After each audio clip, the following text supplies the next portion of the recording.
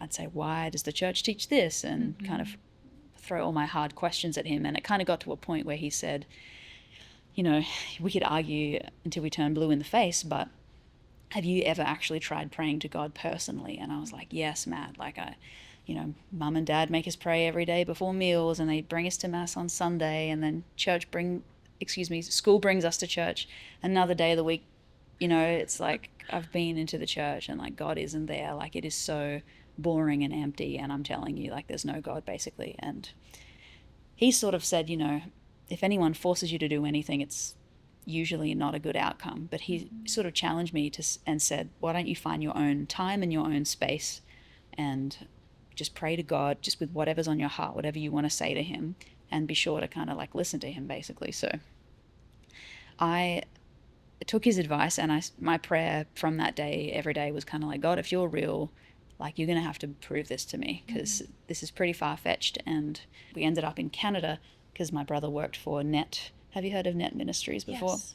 So he worked for them at the time, and I kind of went along to babysit his little boy for 2 weeks.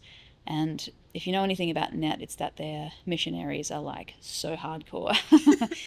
And I remember kind of being around that and being very just like, what is going on? Like this is, in my brain, this God isn't real, but in all their brains, like he's totally real. Like, and they all believe it, like in a way that I've never seen it be believed like this before, So I went into the chapel they had at the retreat center there and just prayed to God, and was like, I think I was just slowly becoming more and more vulnerable to God, and I think my prayer became a bit more real, because it wasn't just like, prove it, God, it was like, look, if you really are real, like I will give my life to you. Like if that's what you want, if this is an example, like how these young people are living their lives, like I want to be this sold out for something if it's the truth, and only if it's the truth, And then, a few days later, one of the Net staff were giving a talk about just the charisma, really, God dying for our sins. And